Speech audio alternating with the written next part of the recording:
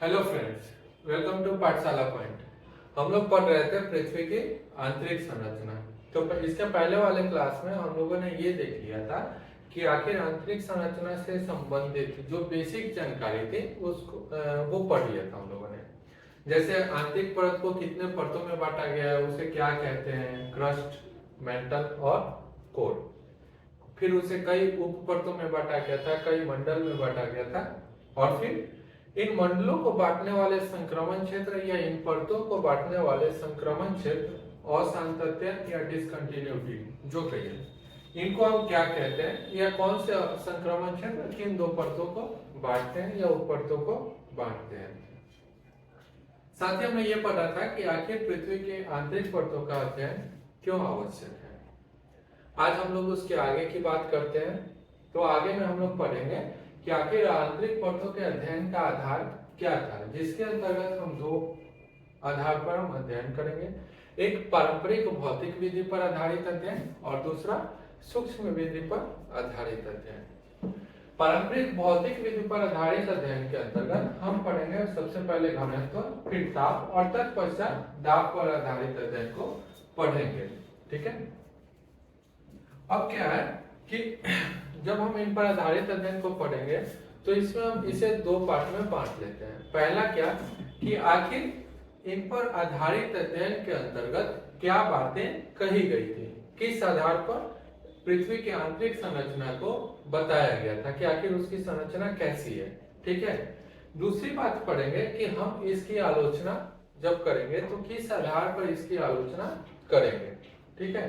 आखिर किस आधार पर, जैसे मान लीजिए घनत्व पर आधारित अध्ययन हम लोग पढ़ रहे हैं, तो पहले तो ये पढ़ लिए कि घनत्व पर आधारित अध्ययन के अंतर्गत कौन सी बातें कही गई थी।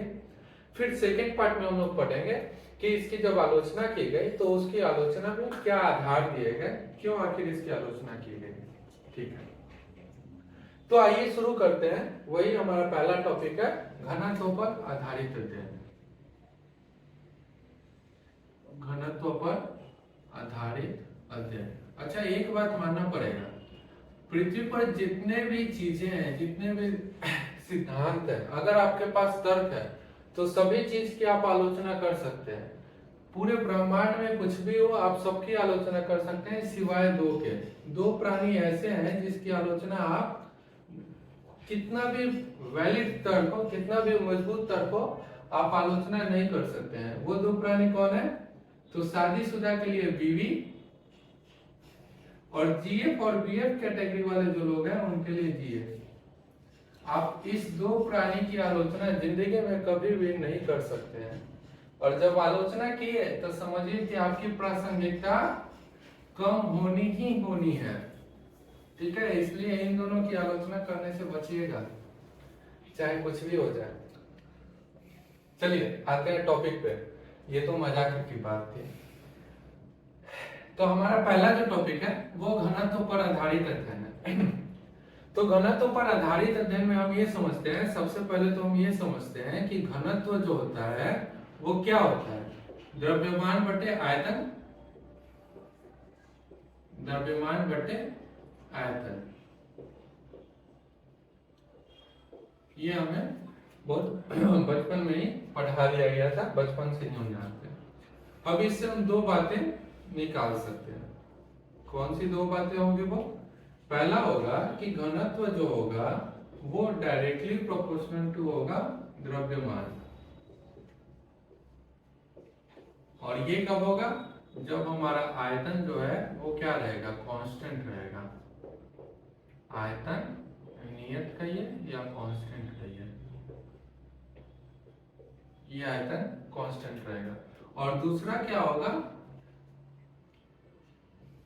घनत्व व्युत्क्रमानुपाती संबंध होता है घनत्व का आयतन के साथ, मतलब एक बढ़ेगा तो दूसरा घटेगा। और ये कब होगा? ये द्रव्यमान जब हमारा क्या रहेगा? नियत रहेगा, मतलब द्रव्यमान जब रहेगा वो कांस्टेंट रहेगा तब ये। ठीक है। तो ये दो बातें हम यहाँ पे समझ लिए।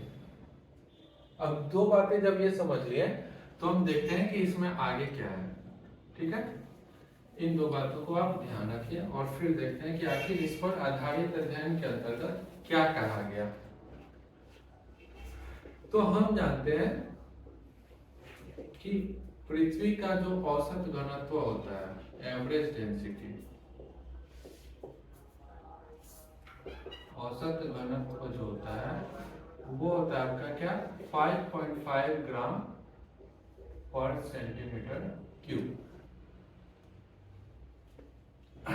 और फिर क्रस्ट मतलब ऊपरी परत, हमने पिछले क्लास में पढ़ा था ना कि पृथ्वी की ऊपरी परत को क्या कहते हैं, क्रस्ट कहते हैं।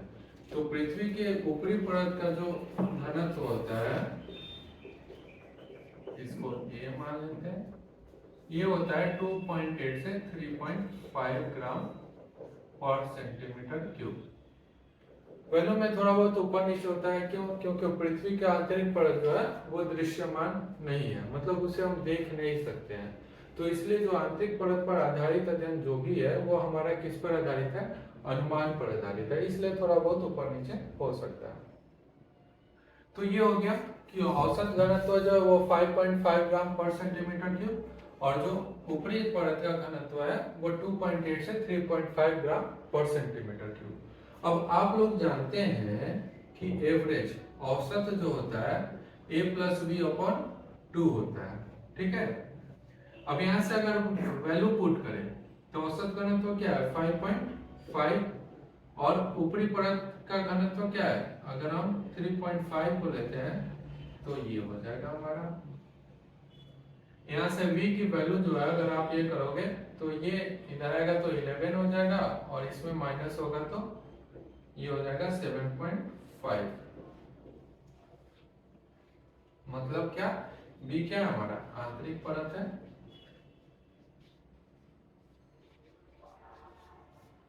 आंतरिक परत है, ठीक है।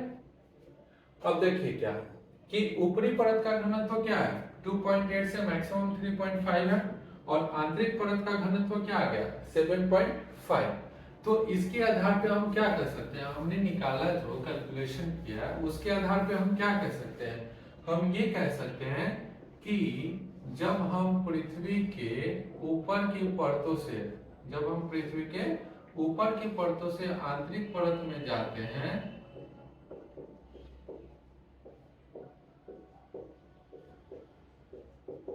आंतरिक परत में जाने पर पृथ्वी के घनत्व में क्या होगा,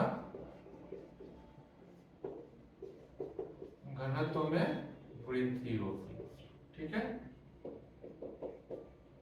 ये बात अभी हमने देख लिया, ठीक। अब ये जो घनत्व में वृद्धि होगी इस पर दो विचार दिए गए, ठीक है, दो विचार व्यक्त किए गए। क्या विचार व्यक्त किए गए वो देखते हैं कि पहला क्या, कि हमने तो ये देख लिया कि आंतरिक परत में जाने पर क्या घनत्व में वृद्धि होती है, ठीक है। अब जब घनत्व में वृद्धि होती है तो इस पर दो विचार दिए गए, जिसमें पहला मत दिया गया, पहले मत में ये कहा गया या पहला विचार में ये कहा गया कि आंतरिक परत की जो रासायनिक संरचना और संगठन है, रासायनिक संरचना और संगठन है, ये जो है ये समान है, और समान होने की वजह से यहां कहा गया कि जब दाब में वृद्धि होगी तब क्या होगा, आयतन में कमी आएगी, और आयतन में जब कमी आएगी तब घनत्व में क्या होगी, वृद्धि होगी, ठीक है। अभी हमने पढ़ा था ना कि घनत्व और आयतन जो होता है एक दूसरे के क्या होता है, व्युत्क्रमानुपाती संबंध है। तो दाब बढ़ेगा तो घनत्व, दाब बढ़ेगा तो आयतन कम होगा, और आयतन कम होगा तो घनत्व बढ़ेगा। लेकिन इसका क्या किया गया, आलोचना की गई, इस मत का क्या किया गया, आलोचना। और आलोचना किस आधार पर की गई, कहा गया कि प्रत्येक पदार्थ जो है, इसे ठीक से लिखते हैं, यहां से लिखते हैं,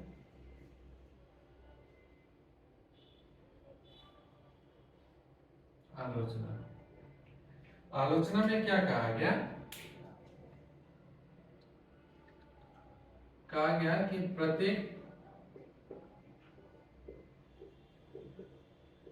पदार्थ की अपनी एक प्रत्यास्थ सीमा, इलास्टिक।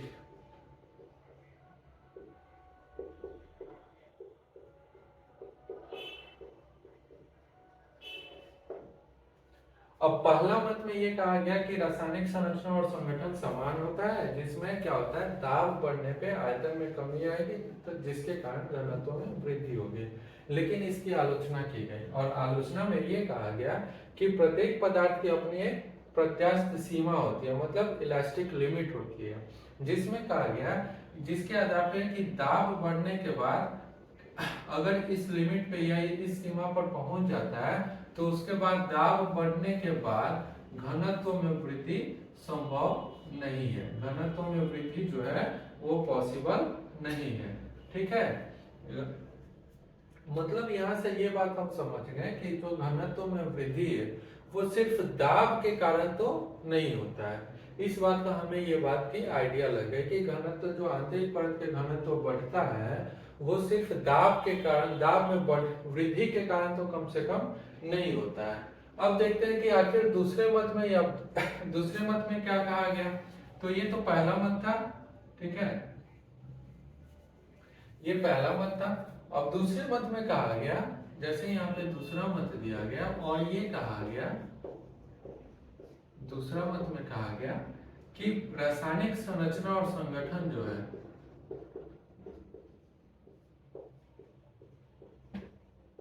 रासायनिक संरचना और संगठन ये जो है ये असमान है। क्या है? असमान है। ठीक है, और जब ये असमान है तो ये कहा गया यहाँ पे कि आयतन बढ़ने पे, सॉरी आयतन नहीं कर रहा, द्रव्यमान में वृद्धि के कारण क्या होता है, घनत्व में वृद्धि होती है। हम ये बात पहले ही सीख चुके थे कि घनत्व और द्रव्यमान का क्या होता है, समानुपाती होता है, मतलब एक बढ़ता है तो दूसरा क्या होता है, बढ़ता है। ये प्रोपोर्शनल होता है, डायरेक्टली प्रोपोर्शनल होता है। तो दो मत दिए गए। दूसरे मत में कहा गया कि रासायनिक संरचना और संगठन असमान है, असमान है, उसके बाद असमान होने के कारण जो द्रव्यमान बढ़ेगा तो घनत्व भी बढ़ेगा। अब इसको क्या किया गया, इसको प्रमाणित करने का प्रयास किया गया, कुछ साक्ष्य के आधार पे, कुछ मान्यता के आधार पे इसको प्रमाणित करने का प्रयास किया गया।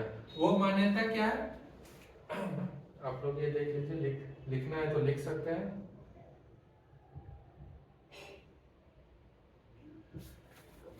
मान्यता देखते हैं क्या है। पहला,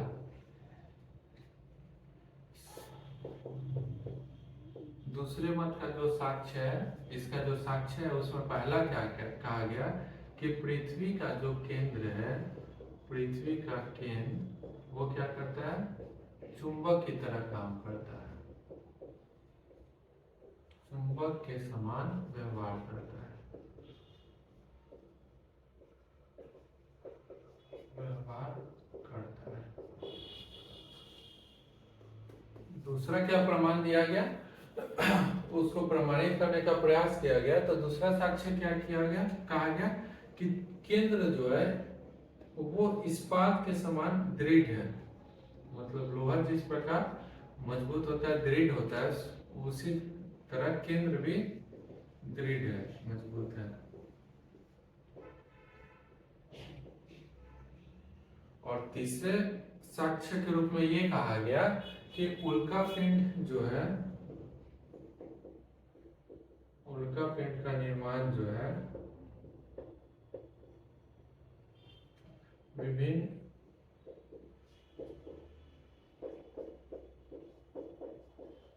रासायनिक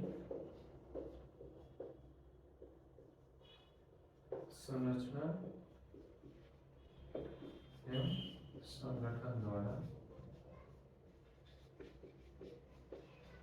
हुआ है। ठीक है।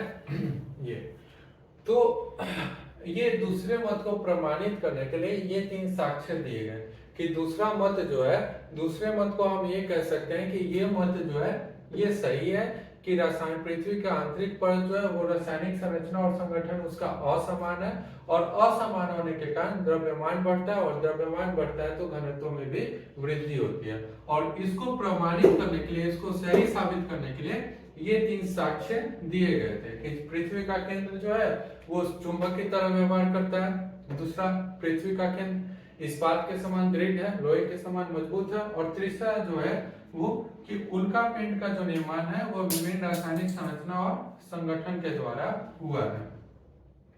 तो इस तरह घनत्व पर आधारित अध्ययन के द्वारा ये बात कही गई कि द्रव्य 2 मत दिए गए कि पहला मत में रासायनिक संरचना और संगठन समान होता है, जिसमें दाब बढ़ने से आयतन में कमी आती है और घनत्व में वृद्धि होती है। लेकिन इसकी आलोचना की गई कि प्रत्येक पदार्थ की एक सीमा होती है जिसके बाद दाब बढ़ने के बाद घनत्व में वृद्धि नहीं होगी।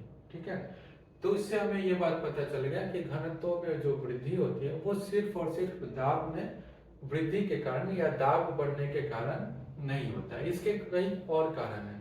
दूसरा मत में हमने ये पढ़ा कि रासायनिक संरचना और संगठन असमान होता है, तो द्रव्यमान बढ़ने से घनत्व में वृद्धि होती है, और इसको हमने इन 3 साक्ष्यों पर प्रमाणित किया।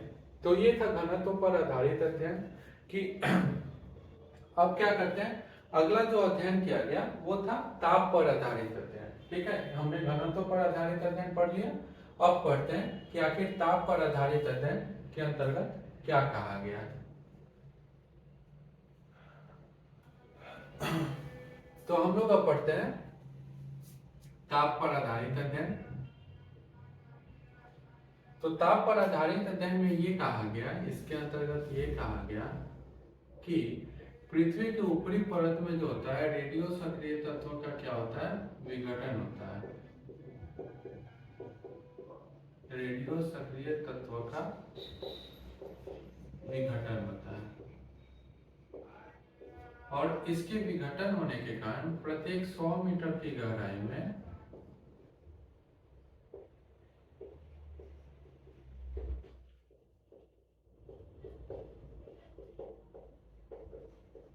जाने पर 2 डिग्री से 3 डिग्री सेल्सियस तक क्या होता है, तापमान में वृद्धि होती है।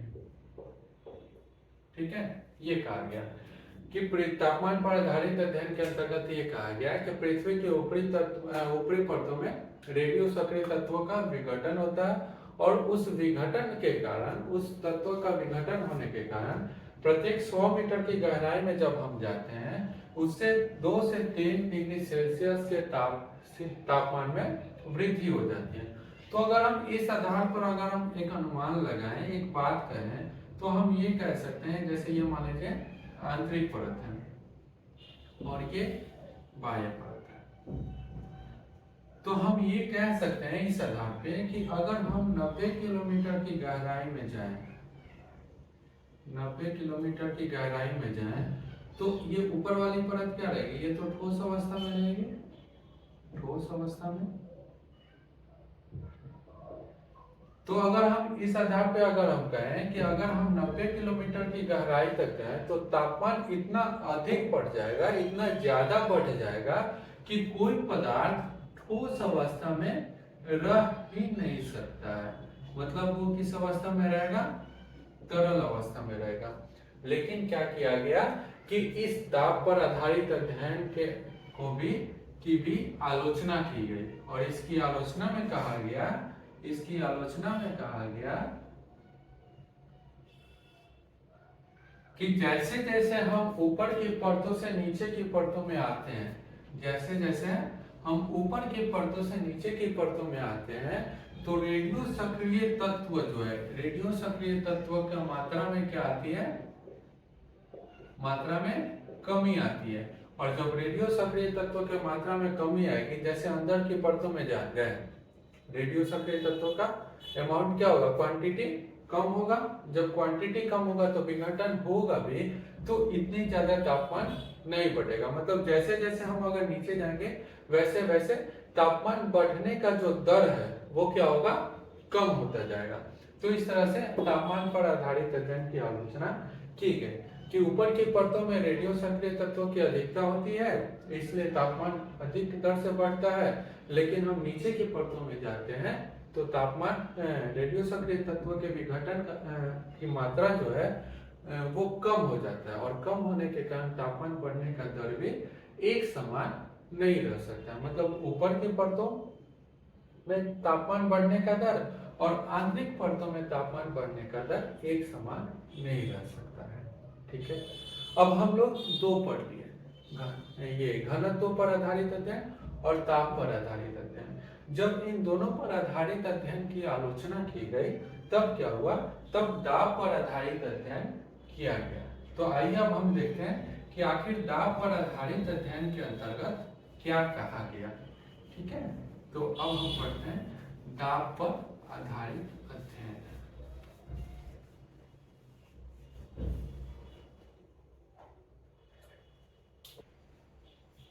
चलिए अगला देखते हैं हम क्या, दाब पर आधारित अध्ययन। अभी हमने तापमान पर आधारित अध्ययन में क्या पढ़ा कि तापमान पर आधारित अध्ययन में ये पढ़ा कि लगभग 90 किलोमीटर तक जाने के बाद तापमान इतना बढ़ जाएगा कि कोई पदार्थ ठोस अवस्था में नहीं रह सकता। मतलब आंतरिक पर जो रहेगा वो किस में रहेगा, तरल में रहेगा, और जो बाहरी परत है वो ठोस में। दाब के पर आधारित अध्ययन के अंतर्गत ये कहा गया कि किसी पदार्थ का गलनांक और क्वथनांक, गलनांक और क्वथनांक, मेल्टिंग पॉइंट और बॉइलिंग पॉइंट, ठीक है, क्या होगा, इसका दाब से सीधा संबंध होता है, दाब से सीधा संबंध होता है। ठीक है, और दाब से सीधा संबंध होने के कारण ही अगर मान लीजिए हम पृथ्वी की आंतरिक परतों में जाते हैं, पृथ्वी की आंतरिक परत में जाते हैं,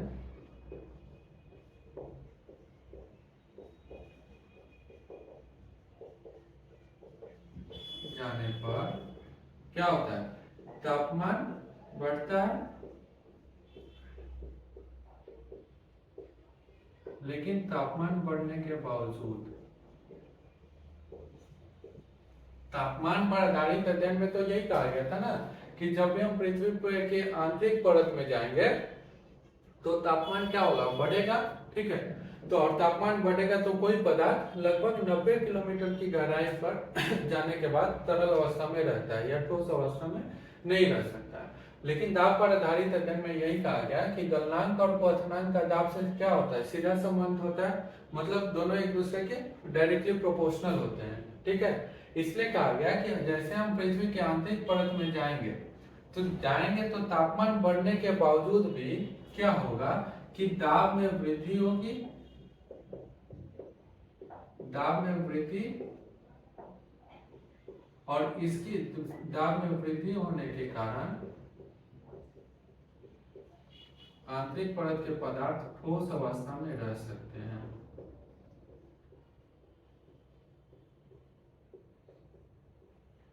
आंतरिक परत के पदार्थ ठोस अवस्था में रह सकते हैं।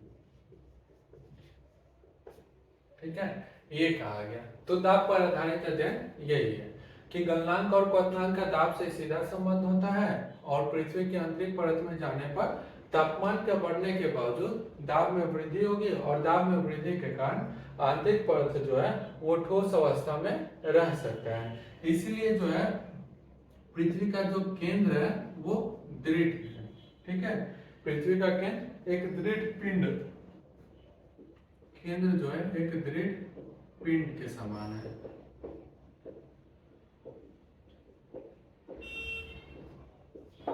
तो ये था हमारा दाब पर आधारित अध्ययन। अब हम लोग क्या देखें, घनत्व पर आधारित अध्ययन देख लिए, तापमान पर आधारित अध्ययन देख लिए और दाब पर आधारित अध्ययन देख लिए। मतलब क्या कि जो पारंपरिक भौतिक विधि पर आधारित अध्ययन के अंतर्गत तीनों को हमने पढ़ लिया।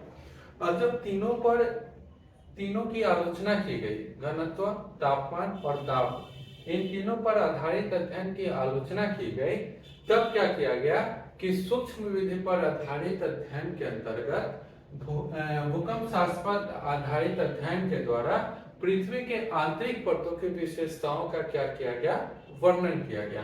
तो आइए अब हम लोग पढ़ते हैं कि आखिर भूकंप शास्त्र पर आधारित अध्ययन के अंतर्गत कैसे पृथ्वी की आंतरिक परतों की विशेषताओं का वर्णन किया गया है। तो आइए पढ़ते हैं भूकंप शास्त्र पर आधारित अध्ययन।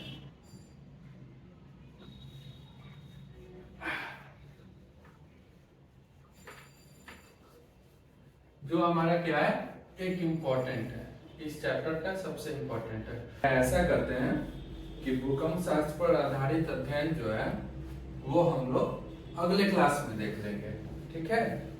आज सिर्फ हम ये पढ़े कि पारंपरिक भौतिक विधि पर आधारित अध्ययन के द्वारा कैसे पृथ्वी की आंतरिक संरचनाओं की विशेषताओं का वर्णन किया जाता है, और भूकंप शास्त्र पर आधारित अध्ययन को हम लोग अगले क्लास में पढ़ लेंगे, ठीक है।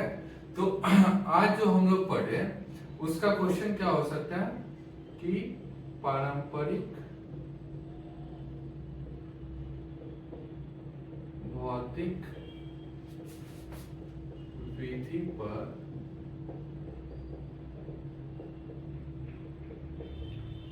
आधारित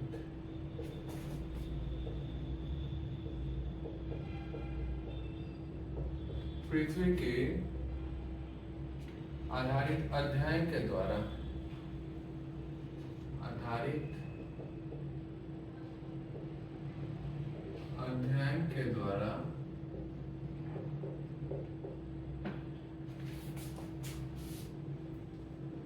पृथ्वी की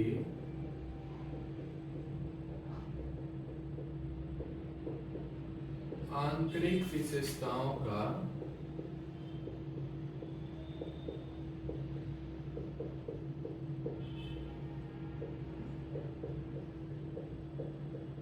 वर्णन कीजिए। शब्द लिमिट जो है वो आपका 200 शब्द, 200 शब्दों में आप इसके आंसर को लिख सकते हैं। 150 से 200 रहता है, तो यहाँ पे हमने 200 दिया है। तो आज की क्लास में जो हमने पढ़ा घनत्व, ताप और दाब पर आधारित अध्ययन, तो उसके आधार पे जो क्वेश्चन बन सकता है वो ये बन सकता है कि पारंपरिक भौतिक विधि पर आधारित अध्ययन के द्वारा पृथ्वी की आंतरिक विशेषताओं का वर्णन कीजिए। इसे आप लोग चाहें तो प्रैक्टिस कर सकते हैं, लिख सकते हैं, और भूकंप शास्त्र पर आधारित अध्ययन जो है वो हम लोग अगले क्लास में समझ लेंगे। मुझे उम्मीद है कि आज हमने जो भी पढ़ा वो आप लोगों को समझ भी आया होगा, पसंद भी आ रहा होगा। तो अगर वीडियो पसंद आ रहा है तो लाइक, शेयर और सब्सक्राइब जरूर करें। साथ ही बेल आइकन को दबा दें जिससे वीडियो की नोटिफिकेशन आपको मिलते रहे। वीडियो की नोटिफिकेशन आपको मिलती रहे और आप लोग इस क्वेश्चन का प्रैक्टिस कीजिएगा। हंसते रहिए, पढ़ते रहिए। मिलते हैं अगले क्लास में इसके आगे के टॉपिक के साथ, ठीक है।